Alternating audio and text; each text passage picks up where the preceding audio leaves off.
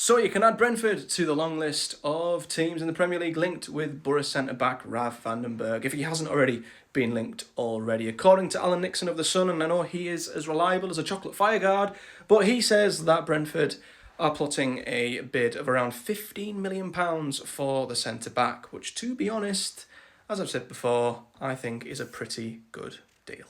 In his time at Boro, I would say, especially in his first season, Rav did pretty well. I thought he, adjusted to Championship football pretty well for a kid who I think was 19 at the time. I thought he did really well. I thought we'd really bagged ourselves a top defender who was young and was always probably going to be destined for the very top. Unfortunately, he didn't kick on this season, making only 27 appearances in the Championship and was just never fit. Every time you'd get maybe 4 or 5 or 6 games out of him, he'd be out for a month, and it doesn't matter how good you are, whether it's his fault, whether it's Boro's training, recovery, fitness, whatever you want to, say the blame is. We don't know what the blame is to this day, but whatever you want to say, unfortunately, it doesn't matter how good you are.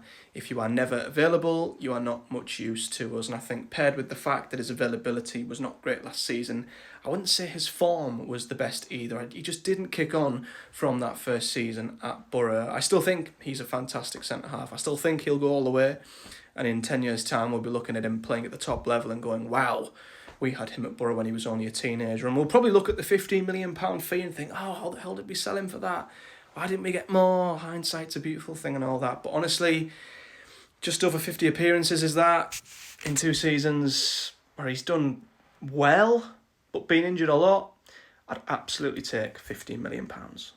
I also think Brentford are a pretty good shout for a club that you'd want to move to if you are a part of a playoff challenging side like Boro and you want a natural step into the mid to bottom end of the Premier League, where you're at a club that do a lot of things right, where you'll get a lot of game time. I think Brentford are not a bad shout. A bit like Palace too. Plus, Rav's brother plays for Brentford, so the link is completely plausible. Also, don't want to take credit for this, but Phil James, a Boro fan on Twitter, don't claim to know the guy. I've credited you. This is your tweet, not mine.